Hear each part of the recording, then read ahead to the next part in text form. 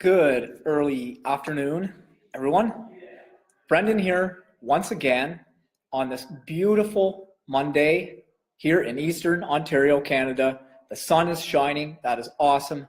I want to talk about today about mindset and limiting beliefs that I think we all have, whether we're aware of them often or not. If you could look back on your life during those hard times growing up, maybe something was said to you or you believe something.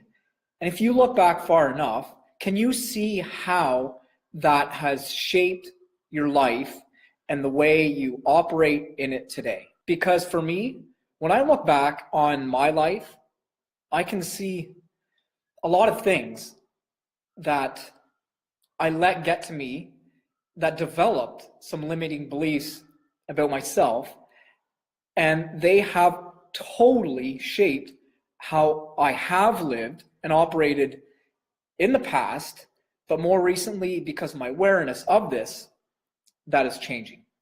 And I know it can change for anyone when they realize what their limiting beliefs are and perhaps how those limiting beliefs developed.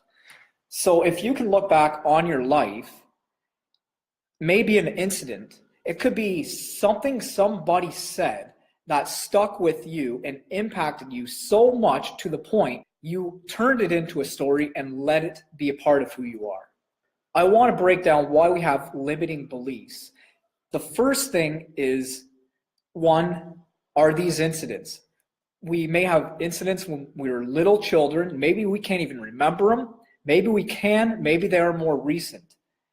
But typically, it is an incident, and that could be something somebody said that you took and made meaning out of, and you created a story around it, and from there, you decided to live out that story and make it your identity and a part of who you are. A limiting belief comes from typically the past. It is something that happened to us, an incident that we create a story around and we create an identity out of it that we attach to that story about who we are, and we decide to carry on with our lives with that identity. And things tend to happen to us over and over and over to support that belief that we have. For some reason, we tend to hold on to things that are negative in the past. And we make a negative connotation, a meaning out of something, and we carry it on through life. So your limiting belief might be something to do with your physical body. Let's say you are overweight. Let's say you've always been overweight. You can't remember when you have been normal weight for your size.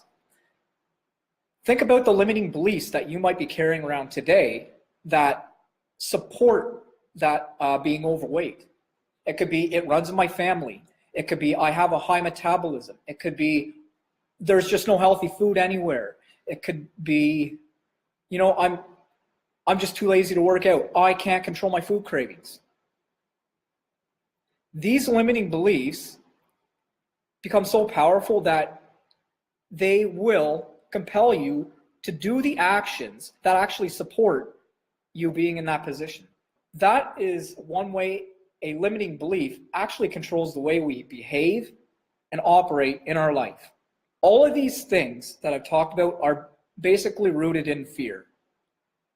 So let me give you one quick story. This is out of a book I was reading, and it is by a lady who is in the same company that I am, who has become very, very successful. She's a minority in this country, Canada. She's from the Caribbean. And so I read her book, and it was interesting because growing up, she stood out because of her visible minority. And so in grade school, people made fun of her because she had this Caribbean accent. So when she went to do a speech, people laughed at that. And from then on, she decided that she does not have she's not a good speaker. She has a funny voice, all these things. And she decided from then on that she was not going to speak up in crowds. She was not going to talk. She was not going to raise her hand because she didn't want to speak in class. So she basically carried that years throughout her school life not saying anything. Whenever she wanted to know the answer for something, she wouldn't raise her hand. She didn't want to speak up. So that affected her so much because of that incident that she experienced. It takes a lot of guts to overcome that, but all of these limiting beliefs are rooted in fear. If you look back, somehow it's related to fear. It could be fear of recreating the past, and it could even be fear of changing something. It could be the fear of the unknown. So we become comfortable with what's familiar to us. But if we decide, you know what, this is not comfortable anymore, you're willing to change those beliefs. So the first thing I'm going to share with you about changing a limiting belief, and this is a lot, again, to do about what people have said to us that may have affected us because we let it become a part of us. And so the first thing to do is to forgive others. So how do you forgive others? And what do I mean by this? Those incidents that happened and those things that people said to you, they were not necessarily in the most loving state in that moment. They mean well. That things that were said to you likely came from your parents, loved ones, and that's why they affected you so much. They could have came from friends in school, but you have to forgive those people because they did not know what they were doing. They didn't know they were harming you. They meant no wrong. Maybe they did as, kids growing up and they just wanted to be a bully. But for the most part, the things that affect us most, they were not in the most loving state. From there is you forgive yourself.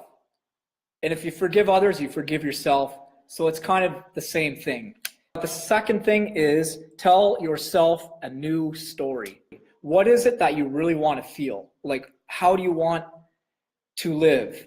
So start thinking of some words even that represent the life that you want to live and how you want to feel. The way that I like to do it and what I've been practicing more recently are affirmations.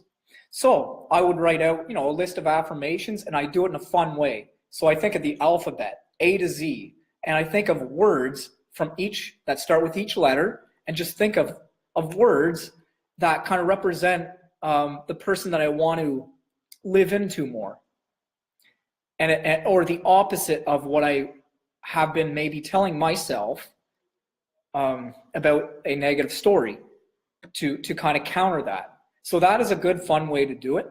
Once you tell yourself a new story and you go through it, it's going to be a process, because it's a process for me. And it may be an ongoing process that never ends. But as long as you're moving forward and willing to get back up after you're knocked down, you become stronger and more resilient. And through some of these trials and errors, you get to a point where you create a new identity. So creating a new identity is the point where you have identified yourself with that new story. It becomes part of you. You can look back on your past and see, wow, it doesn't affect me anymore. That's in the past, but I don't carry it with me anymore. This is who I am now. And from there, I will bet you that you'll see, you will be living in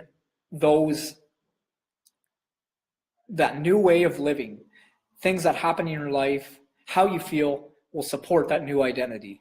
That is my discussion here on mindset and the limiting beliefs that we have and how you can overcome them. So again, 1 is to forgive others. 2 is to start telling yourself a new story. And 3, create a new identity. So from there, if you take these and apply them, I assure you, you'll see some big changes in your life. So happy Monday, everybody, and we will see you on the next one. Cheers.